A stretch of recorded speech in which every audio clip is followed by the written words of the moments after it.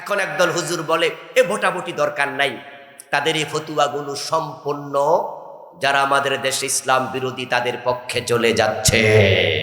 ভোটের ব্যাপারে কেউ কেউ অ্যালার্জি আছে। একদল আলেম ওলামা পর্যন্ত বলে যে না, এই ভোটাভুটি জায়েজ নাই, নবীজির সময় এগুলো ছিল না। আমি শুরুতেই বলেছি নবীজির সময় তো কত কিছুই ছিল না। এই যে আজকে মাহফিলে বৈশা মাইক দিয়া কথা কইতাছি, এই মাইক তো নবীজির সময় ছিল, তো মাইক দিয়ে ওয়াজ করো কেমনে? নবীজির সময় তো ছিল না, কিন্তু মুখের কথাটা ছিল কিনা? এই মাইকটা না ছিল না, কথাটা তো ছিল। তো নবীজির সময় সিল ছিল না, কিন্তু মতামত ছিল কিনা? আমরুহুম শুরা বাইনাহুম। তো মতামত তো রাসূলের সময় ছিল, সাহাবীদের সময় ছিল, মতামত তো আজকেও আছে, এইটা না সিলমোহর। এখন একদল হুজুর বলে এ ভোটাভুটি দরকার নাই, তাদের এই ফতুয়াগুলো সম্পূর্ণ যারা আমাদের দেশে ইসলাম বিরোধী তাদের পক্ষে চলে যাচ্ছে। কারণ আপনারা যদি ওই হুজুরদের ফতুয়া শুনে আগামী নির্বাচনে ভোটে না যান, তাহলে ইসলামওয়ালা কিছু মানুষ ভোট থেকে বিরত থাকলো, এতে করে যারা ইসলামে নাই তারা পাস করা সহজ হয়ে যাবে। এজন্য আমরা কি চাই?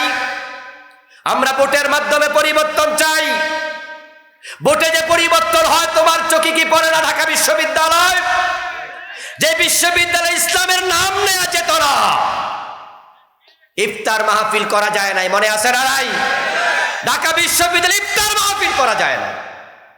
আর সেখানে এবারে রমাদানে ছাত্রছাত্রীরা তাদের হলগুলোতে তারাবির নামাজ হাফেজ সাহেব রাইখা খতম তারাবি পড়ছে।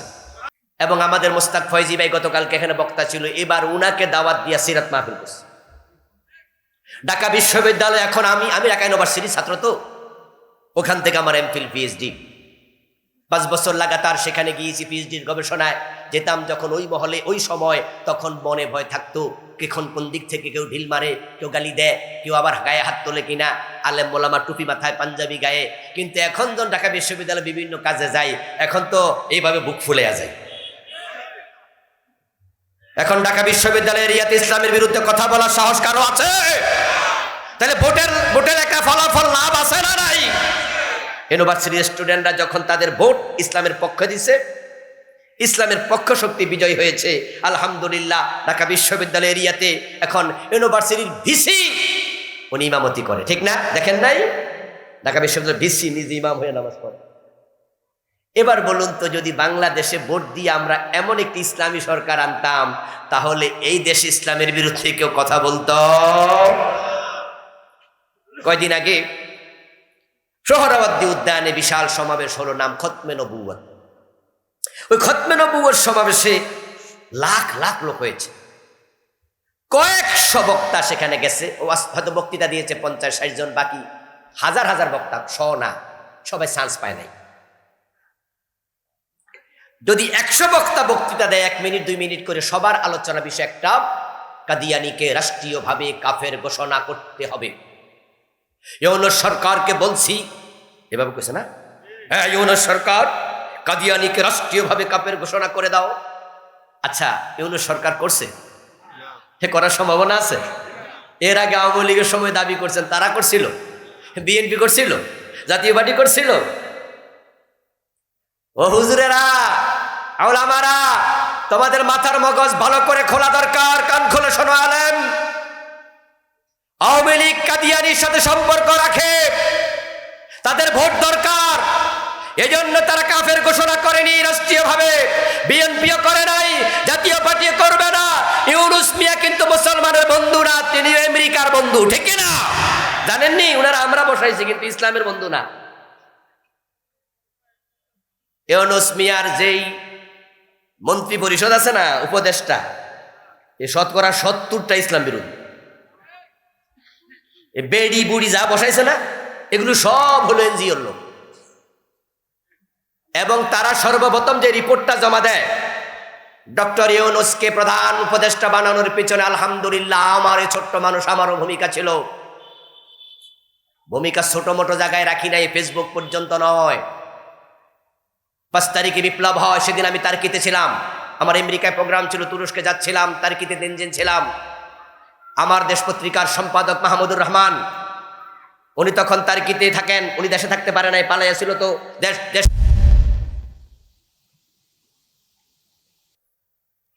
কিন্তু ইবনে ওমর বলে, বাবা আবু বকর আপনাকে যেমন রেখে গেছে খলিফা বানায়া, আমিও আপনাকে বলছি আপনি একজন খলিফা বানায়া যান। ওমর বললেন, না, আমি আবু বকরের সুন্নাহ নয়, আমি রাসূলের সুন্নাহ ফলো করতে চাই। আমার কাছে দুইটা অপশন আছে, একটা হলো নবীজির সুন্নাহ আর একটা আবু বকরের সুন্নাহ। আবু বকরের সুন্নাহ হলো একজন বানানো, যেমন আমারে বানাইছে। আর কারণও আছে ভাই, আবু বকর সিদ্দিক রাদিয়াল্লাহু তাআলা আনহু ওমরকে যেভাবে চিনতেন, এতটা কাছ থেকে চিনতেন যে অন্য অন্য সাহাবারা কেউ হয়তো ওমরের আবু বকরের মতো চিনত না। সবাই ওমরকে চিনত, ওমর মেজাজি, ওমর বড় রাগী, ওমর কাউকে কেয়ার করে না, ওমর ঢেম কেয়ার টাইপের লোক, ওমর যারে ধরে তাকে আর ছাড়ে না। এই জন্য আবু বকর সিদ্দিক বুঝতেন যে আমার ইন্তেকালের পর যদি আমি লোকদের হাতে দায়িত্ব দেই, লোকেরা কিন্তু ওমরকে খলিফা বানাবে না, কারণ তারা ওরে বড় ডরায়, বড় ভয় পায়, ওর কাছে দাঁড়িয়ে আসবে না। কিন্তু আবু বকর খাঁটি সোনা চিনতে তিনি ভুল করেননি। তিনি জানতেন যে ওমর যতই কঠোর হোক, ওমরের মতো উত্তম শাসক আর হতে পারে না। ওমরের ভিতরে রাষ্ট্র চালানোর যে ক্যাপাবিলিটি আছে, আবু বকর সেটা বুঝেছেন ভালো করে। মানুষের হাতে ছেড়ে দিলে লোকেরা ওমরকে নাও বানাতে পারে, এর জন্য আবু বকর ওমরকে বানিয়ে গেলেন। ওমর রাদিয়াল্লাহু তাআলা আনহু বলে আব্দুল্লাহ ইবনে ওমরকে, হ্যাঁ তোমার পরামর্শ ঠিক আছে, আমি চাইলে আবু বকরের মতো একজনকে নেতা বানিয়ে যেতে পারি, কিন্তু আবার রাসূল তো আবু বকরকে বানায়া যান নাই, আমি কাউকে বানাতে চাই না, আমি রাসূলের সুন্নাহটাই ফলো করতে চাই। বাফেরে বুঝাইতে পারলো না। আব্দুল্লাহ ইবনে ওমর রাদিয়াল্লাহু তাআলা আনহু ডিরেক্ট চলে গেল হযরত হাফসার বাড়িতে। হাফসা রাদিয়াল্লাহু তাআলা আনহা হলেন আব্দুল্লাহ ইবনে ওমরের বোন, আপন বোন, ওমরের মেয়ে। ছেলের নাম আব্দুল্লাহ ইবনে ওমর, মেয়ের নাম হাফসা বিনতে ওমর। হাফসা ছিলেন রাসূলুল্লাহর স্ত্রী। চলে গেলেন বোনের বাড়ি। এখন বোনের বাড়ি থেকে গিয়ে বলে, হাফসা তোমার বাবা তো আমার কথা শোনে না। কি শব্দ বললো? কথা কয় না লোকেরা। কি শব্দ কইল? তোমার বাবা, এর মানে রাগ। বাপের উপরে কি? আমার বাবা, তোমার বাবা বা আমাদের বাবা এই শব্দ বলে নাই, আবুক তোমার বাবা আমার কথা শুনো। তো হাফসা বলে, বাবারে তুমি কি কইছো? আব্দুল্লাহ ইবনে ওমর পুরা কাহিনী শুনালেন। হাফসা বলে, তোমার কথা তো ঠিক, একজন নেতা বানায়া গেলে না ঝামেলা কম, চলো আমিও যাই। এবার হাফসাও গেল, ছেলে মেয়ে দুজন বাবার দুই পাশে বসে বাবার ধরলো। আব্দুল্লাহ ইবনে ওমর মনে মনে ভাবে, আমার কথা শুনবা না, হাফসা তোমার মাই হইলে কি হয়েছে, রাসূলের বউ, এই হিসাবে বেড়ি ঠেলা আছে। কি কথা কি ঠিক না? যদিও ওমর তোমার মেয়ে, কিন্তু বেড়ি জামাই কেডা? মুহাম্মদ সাল্লাল্লাহু আলাইহি সাল্লাম বেড়ির হাজবেন্ড, এই হিসাবে বেড়ি তো রাসূলের বউ। না শুনা যাইবা কই? ভাই বোন দুজনে মিলে হযরত ওমরকে বুঝালো। ওমর রাদিয়াল্লাহু তাআলা আনহু আবার একই কথা বললেন যে, না, আমি তোমাদের কথা একমত না। আব্দুল্লাহ ইবনে ওমর এবার বলে, বাবা যদি কোনো রাখাল তার এক বকরির পাল রেখে কোথাও চলে যায়, ওই বকরির পাল থেকে কোনো বকরি হারিয়ে যাওয়ার সম্ভাবনা আছে কিনা? রাখাল যদি না থাকে, ওই বকরি থেকে কোনো নেকড়ে বাঘ কিছু বকরি খেয়ে ফেলতে পারে কিনা? হযরত ওমর বলে, হ্যাঁ পারে তো। তাহলে নেতা যদি না থাকে কিছু লোক বিভ্রান্ত হতে পারে কিনা? ওরে বাবা, কি বুদ্ধি! বাপের যুক্তি দিয়া বুঝাইতেছে। আবু বকর কহে, ওমর বলে, হ্যাঁ পারে তো, এই জন্যই তো একজন নেতা বানাই যান। হযরত ওমর কিছুক্ষণের জন্য চুপ থাকলেন। আব্দুল্লাহ ইবনে ওমর মনে মনে ভাবেন, আমার বাবা কনভিন্স হয়ে গেছে, আমি সক্ষম হয়েছি, আমি পাস। ভাই বোন মিল্লা পাস, বাবারে রাজি করছি। কিন্তু ওমর রাদিয়াল্লাহু তাআলা আনহু কিছুক্ষণ পর মাথা তুলে বলেন, ইন্নাল্লাহা ইয়াহফাজু দীনাহু, তোমাদের কথার সাথে আমি এই বিষয়ে একমত নই। আমার বিশ্বাস আমার আল্লাহ তার দ্বীন হেফাজত করবে।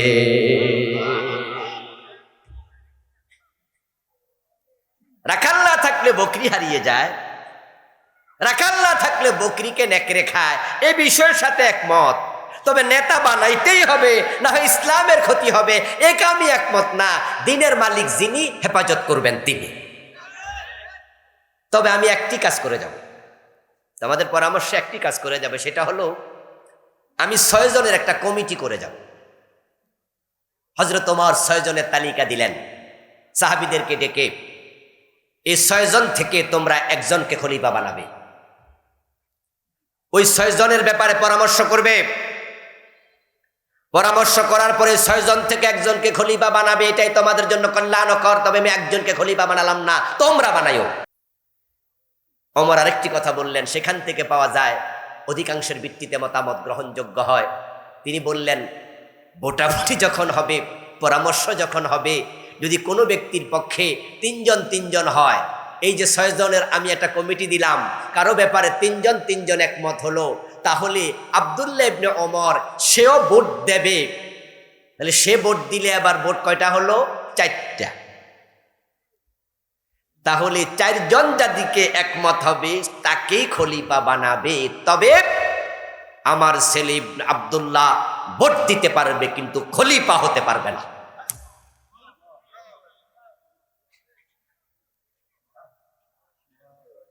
তাহলে উনি একটি জিনিস আমাদের শিখাইলেন যে 3 ভাগ হলে সমাধান হয় না, সমান সমান। তাই আব্দুল্লাহ ভোট দিলে 4 হবে, 4 সংখ্যা বেড়ে গেলে তাকেই নেতা বানাবে। ঠিক আমাদের দেশে আজকের ভোটের যে সিস্টেমটা, এটা খারাপ কিছু না, খারাপ কিছু না। জোর করে নেতা হইও না। অধিকাংশ মানুষ যাকে চায় সে যদি নেতা হয়, তাহলে অধিকাংশের ভিত্তিতে দেশে কম লোকের নেতা নয়, বেশি লোকের নেতা নেতৃত্ব দিলে দেশ শাসন করা তুলনামূলকভাবে সহজ হয়। এখন ভোটের আধুনিক সিস্টেম, এটা শুরা সিস্টেমের মতো, পরামর্শের মতো। রাসূলুল্লাহ সাল্লাল্লাহু আলাইহি ওয়াসাল্লাম তার সময় ভোটের কোনো প্রয়োজন ছিল না। মদিনায় লোক ছিল কম, অল্প কিছু মানুষ সেখানে একত্র হইয়া আউস খাজরাজ বনু নজির বনু কুরাইজা বৈঠক মিটিং করলেন, উঠান মিটিং করলেন। তারা রাসূলুল্লাহকে বানাইয়া দিলেন। এই যে সিস্টেম চালু হলো, পরামর্শ করে নেতা বানাও। আমার রাসূল এবার মসজিদের নেতা ইমামের ব্যাপারে বললেন, শোনো, যিনি মসজিদে ইমাম হবে, যদি বেশি মুসল্লি তাকে পছন্দ না করে, সে যেন ইমামতি না করে।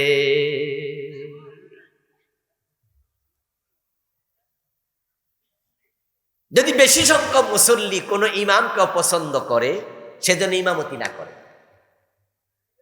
যদি সে জোর করে ইমামতি করে, তার উপর আল্লাহর লানত। নবীজি 3 জনকে লানত দিয়েছেন, সুনানুত তিরমিজির হাদিস। তার মাঝে একজন হচ্ছে যে মানুষের মতামত উপেক্ষা করে, পরোয়া না করে জোর করে ইমামতি করে। ইমাম শব্দের অর্থ কি? আওয়াজ করেন না ভাইরা, ইমাম অর্থ কি? ইমামত নেতা, ইমামত মানে নেতৃত্ব। ইমামত 2 প্রকার, ইমামতে সগরা, ইমামতে কুবরা। মসজিদের 100 জন, 200 জন, 300 জন, 500 জন, 1000 জন মুসল্লির ইমামত, নেতৃত্ব, এটা হলো ছোট ইমামত। আর রাষ্ট্রের যিনি নেতা, এটা হলো বড় ইমামত। তো যদি অধিকাংশ মুসল্লি পছন্দ করে মসজিদের ইমামতি না জায়েজ হয়, রাষ্ট্রে যাকে মানুষ পছন্দ করে না, তার জন্য রাষ্ট্রপ্রধান হওয়া জায়েজ হয় না।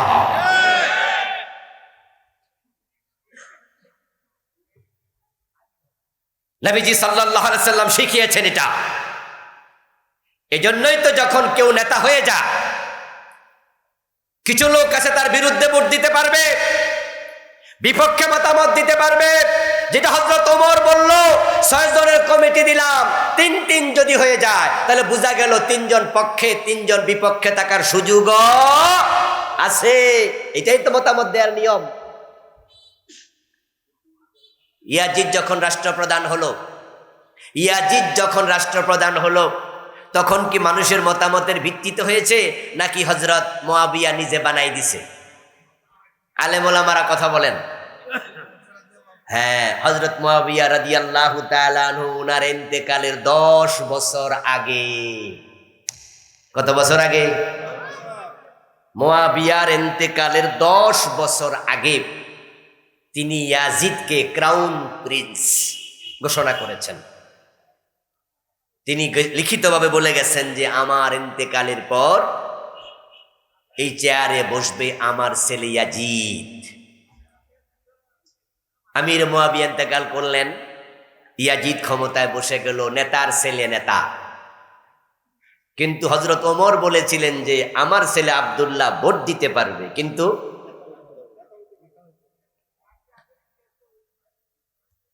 আবু বকরের ছেলে যোগ্য ছিল। আবু বকরের ইন্তেকালের সময় উনি ওনার ছেলেকে নেতা বানাইয়া যান নাই। ওমরের ছেলে আব্দুল্লাহ যোগ্য ছিল, ওমর নেতা বানাইয়া যান নাই। ওসমান তার পরবর্তী কাউকে নেতা বানান নাই। হযরত আলী, ইমাম হাসানকে, ইমাম হুসাইন কাউকে নেতা বানান নাই। এটা ইসলামের সিস্টেম না যে নেতার ছেলে নেতা হবে। এটা ইসলামের সিস্টেম না। এই জন্য বাংলাদেশে কিছু ইসলামী দল আছে, আর অন ইসলামী দলের কথা তো কইয়া লাভে নাই। হেরা তো আন্ডা বাচ্চাও নেতা হইয়া যায়, ঠিক না? যোগ্যতা লাগে না, মূর্খ নেতা হয়। কারণ ছেলে পীর সাহেবদের মতো আরই বাংলাদেশে পীর সাহেবের ফোলা ফির হইয়া যায়। এবার হেডার হাফ প্যান্ট না ফুললো ফির, লুঙ্গি না ফুললো ফির, এটা ফ্যাডের ভিতরে থাকলো ফির, ঠিক না? এটা ফ্যাডে আছে, অনর জন্ম নেয় না, অসুবিধা নেই, বাইরুক না, বাইরুলি ফির। কিন্তু আলহামদুলিল্লাহ একটি ইসলামী দল বাংলাদেশে আছে, যে দলটাকে আপনারা সবচেয়ে বেশি কাছ থেকে চিনেন। ওই দলের কোন নেতার ছেলে নেতা হয় নাই, সিস্টেমে। ইয়াজিদ যখন প্রেসিডেন্ট হয়ে গেল, ইমাম হুসাইন রাদিয়াল্লাহু তাআলা আনহু ইয়াজিদের বিরুদ্ধে কথা বললেন। কথা বলল মক্কার একদল সাহাবী, কথা বলল মদিনার একদল সাহাবী, কথা বলেছে কুফার হাজার হাজার লোক। ইমাম হুসাইনকে তারা বলেছে আপনি থাকতেই আমরা তাকে নেতা মানি না। সে তাবী, তার বাপ সাহাবী, এই হিসাবে সে তাবেঈ। কিন্তু সমস্যা হচ্ছে ইয়াজিদের ব্যাপারে অভিযোগ আছে যে সে মদ পান করতো। নাউজুবিল্লাহ পড়েন। সে মদ পান করত। ইমাম ইবনে কাসির রাহিমাহুল্লাহ লিখিত বিখ্যাত ইতিহাসের কিতাব আল বিদায়া ওয়ান নিহায়া, ওটার মাঝে আপনারা পাবেন, ইয়াজিদের অধ্যায়ে যাবেন, গেলে ইয়াজিদের জীবনী এসেছে এবং ইয়াজিদের ক্ষমতা গ্রহণের প্রেক্ষাপট নিয়ে লম্বা আলোচনা এসেছে। ওখানে ইবনে কাসির রাহিমাহুল্লাহ তিনি উদ্ধৃতি দিয়ে লিখেছেন যে ইয়াজিদের ব্যাপারে অভিযোগ ছিল যে ইয়াশরাবুল খামরা, কানা ইয়াশরাবু, কানা কানা, সে প্রায়শই মদ পান করত। ওয়ায়াতরুকুস সালাতা, এবং সে নামাজ কাজা করত। অথচ যে চেয়ারে সে বসেছে চেয়ার তো মুয়াবিয়ার চেয়ার, আর মুয়াবিয়া তো কাতিবুল ওহীদ, রাসূলের বড় সাহাবী।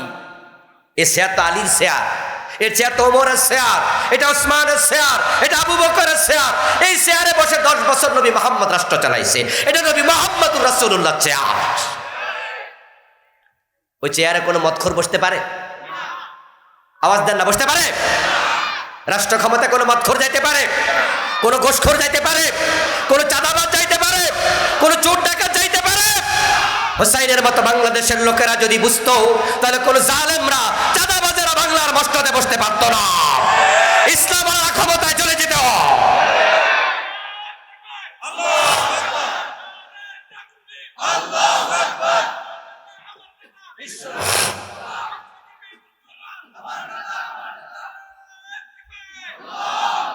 আমার প্রিয় ভাইয়েরা, ইমাম হুসাইন বললেন ঠিক কথা তো, সে তো মধ্যেস, তাকে কিভাবে চেয়ারে বসাই? ওকে, তোমাদের সাথে আমি একমত, তোমরা যদি আমাকে খলিফা বানাতে চাও আমার হাতে বায়াত নিতে পারো, আমার আপত্তি নাই।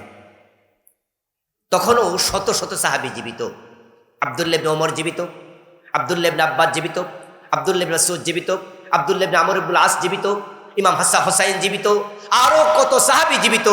এত সাহাবী থাকতে ও বেটা তাবি, সাহাবীকে যে ইমানের সাথে দেখে তাকে কি বলে? তাবি বলে।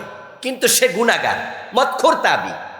কিন্তু আল্লাহর নবীর সাহাবারা তো জীবিত, এত সিনিয়র সাহাবী থাকতে সে বসবে কেন? আবার যে বেটা মদ খায়, যে বেটা নামাজ কাজা করে।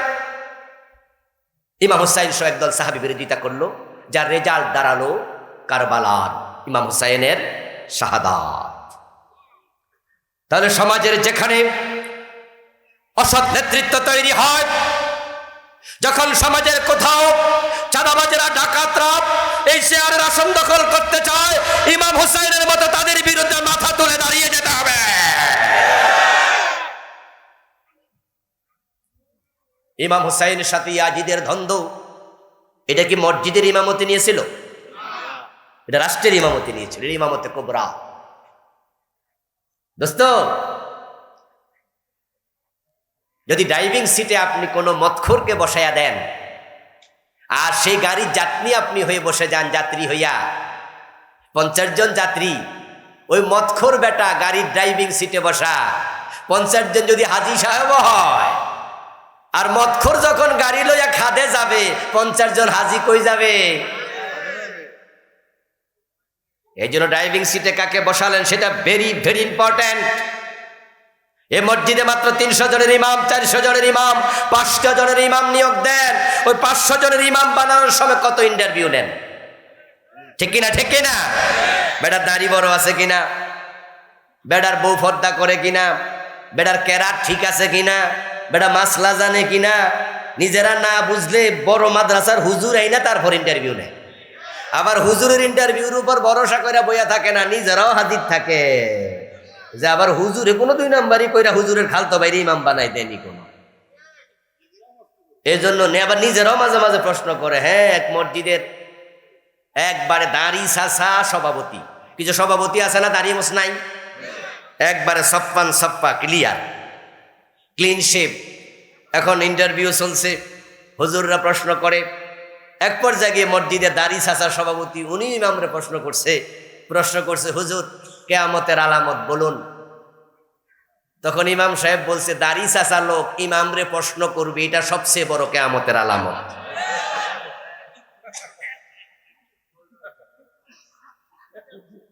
আসলে হতো যে ভাইয়া তুমি আইসা আমারে প্রশ্ন করো। এই 300 জন 500 জন মসজিদের নেতা বানাইতে যদি এত ইন্টারভিউ নেওয়া লাগে, এত দিক খেয়াল করা লাগে, এই দেশের 2.5 লক্ষ 5 লক্ষ লোকে দেবিদ্বারের ইমাম হবে, 14 গ্রামের ইমাম হবে, বরুড়ার ইমাম হবে, নেতা হয়ে সংসদে যাবে, ওর জন্য আরো বেশি পরীক্ষা নিরীক্ষা দরকার আছে না নাই? কিন্তু ভোটাররা পরীক্ষা নেয় না, 100 টাকা দিয়ে ভোট দিয়ে দেয়। হ্যাঁ, 500 দিলে তো আরো খুশি, 1000 দিলে তো কোনো কথাই নাই, চোখ বন্ধ করে দিয়ে। এই সিস্টেম বাংলাদেশে আসেনি। বরং ভোটের আগের দিন রাত অনেক ভোটার আছে, তারা ঘুমায় না, দরজা ফাঁক কইরা অপেক্ষা করে নেতারা কবে আসবে, ঠিক না? যে ঘুমায় না, অপেক্ষায় আছে আইব কবে। টর্চ লাইটের টিপ দেখলে আইসে রে আইসে, জামাইবো দুজনে ফান খায় আর অপেক্ষায় থাকে। আর আসলে জিজ্ঞাসা করে আপনাদের ঘরে কয় ভোট, কয় 5 ভোট। এবার 1000 টাকার নোট যদি দিয়ে দেয় 5টা, তাহলে আর কোনো কথা নাই। এই যে আপনি 1000 টাকায় নিজেকে বিক্রি করে দিলেন, রাগ করবেন না, আমার সাথে জবাব দিয়েন তো।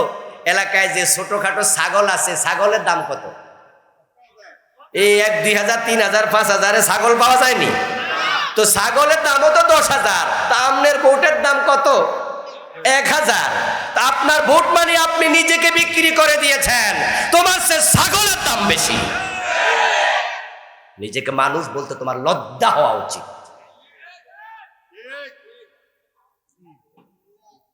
আর এই জাতীয় 2 নাম্বার ভোটারগুলোর কারণে সৎ নেতৃত্বগুলো ফেল করে। কারণ সৎ মানুষের হাতে তো টাকা কম, ওরা তো ভোট কিনতে পারে না, ঠিক না? আপনাদের মতো ভোটারদের কারণে। আপনারা বলতে মাহফিলের লোকের বুঝাই নাই, বাইরের লোকের কথা কইতেছে, না হয়তো মনে মনে কই হুজুরের মাহফিল আইও তো বিপদে পড়ছি আজকে। আলহামদুলিল্লাহ, লক্ষ টাকা দিয়ে ভোট কেনা যাবে না এমন লোক এখানে আছে না নাই? মুখের উপরে নিক্ষেপ করে দেবো তোমার টাকার বান্ডি। কাকে কিনতে আসছো তুমি? আমার চিন্তার দাম, আমার ব্যক্তিত্বের দাম কি 2 লাখ, 5 লাখ, 10 লাখ টাকা? এখন বাংলাদেশের লোকেরা ভোটের গুরুত্ব বোঝে না, এটা যে আমানত এটা বোঝে না, যাকে তাকে দিয়ে দেয়। ইন্নাল্লাহা ইয়া'মুরুকুম আন তুআদ্দুল আমানাতি ইলা আহলিহা। আল্লাহ আদেশ করেছেন আমানত যখন থাকবে এই আমানতের যে মালিক আমি আল্লাহর অর্ডার, এটা তার কাছে পৌঁছিয়ে দিতে হবে। যেই লোক ভোট কিনতে আসে হেরে ভোট কোনোদিন দেবেন না, টাকা তো নেবেন না, ভোটও দেবেন না। কারণ ভোট কেনার মানে হলো সে পুঁজি খাটাইতেছে, পরে আবার আপনার মাথা বিক্রি করে টাকা তুলে নেবে।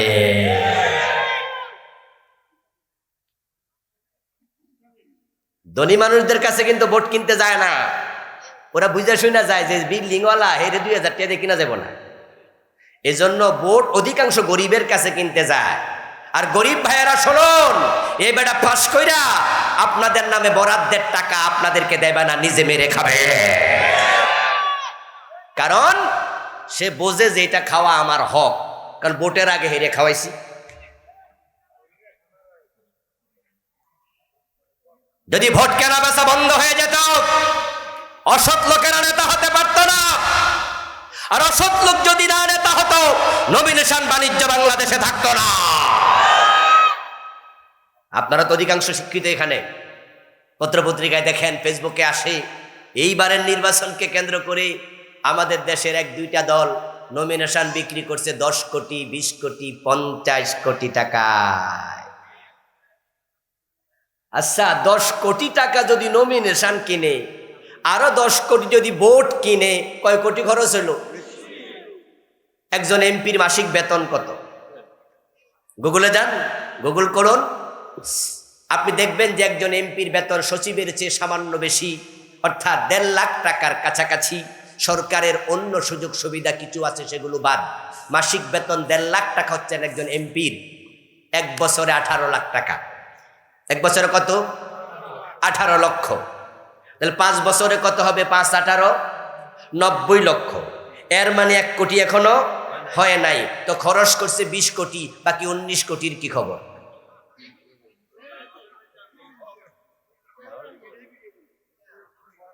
আবার আপনারাই বলবেন যে রাস্তা করেন না, ওই রাস্তা করেন না। আবার রাস্তা করার পর আপনারা অভিযোগ করবেন যে ভাই রাস্তা করার আগে চামড়া উঠে যায়, এত খারাপ রাস্তা কেন করলেন? সে মনে মনে ভাবে টাকা না খাটাইছি। এই জন্য আমানত যথাযথ জায়গায় দেয়া দরকার আছে না নাই? ভোট আমানত। মোমেন কখনো আমানতের খেয়ানত করবে না। মোমেনের গুণাবলী হলো, বৈশিষ্ট্য হলো, ওয়াল্লাযীনা হুম লিআমানাতিহিম ওয়া আহাদিহিম রাউন। মোমেন তার অঙ্গীকার, তার চুক্তি এবং তার আমানত রক্ষা করে, কখনো চুক্তি এবং আমানত ভঙ্গ করে না। এ কথা বলেছেন কে? সূরা মুমিনুনের শুরুতে আল্লাহ মোমেনদের বৈশিষ্ট্য বলছে, তার মাঝে এটা বলছে, ওয়াল্লাযীনা লিআমানাতিহিম ওয়া আহাদিহিম রাউন। এখন আপনি মুমিন দাবি করে ভোটটা বিক্রি করে দিলেন, অথবা ভোট যে পাবে তাকে না দিয়া আরেকজনকে দিলেন। কেন দিলেন? সে আপনার স্বাস্থ্য ভাই লাগে, সে আপনার দলের লোক, কিন্তু সেই এই আমানতের যোগ্য নয়। তাহলে এটা কি আমানতের রক্ষা হলো না খেয়ানত হলো? আর আমানত খেয়ানত করা মুনাফিকের আলামত। ভোট একটা শাহাদাত, ভোট হচ্ছে সাক্ষ্য। আপনি যাকে ভোট দিলেন, অর্থাৎ আপনি বুঝিয়ে দিলেন যে এই লোকটা সৎ, এই লোকটা অসৎ নয়। অসৎ লোককে কোনো সৎ লোক ভোট দিতে পারে না। পারে পারে পারে কোনো বেনামাজিকে কোনো নামাজি ভোট দিতে পারে না, কোনো ভালো মানুষ কখনো খারাপ মানুষকে ভোট দিতে পারে না। আপনি সাক্ষ্য দিলেন সে সৎ, সে অসৎ না। তার কাছে দেশের বাজেট যখন আসবে, রাষ্ট্রের টাকায় সে সামান্য তসরুফ করবে না। বাংলাদেশে এটা যদিও একটা অলিক, এটা অনেকটা মনে করে অসম্ভব, রাষ্ট্রের টাকা খাবে না, এটা কি হয়?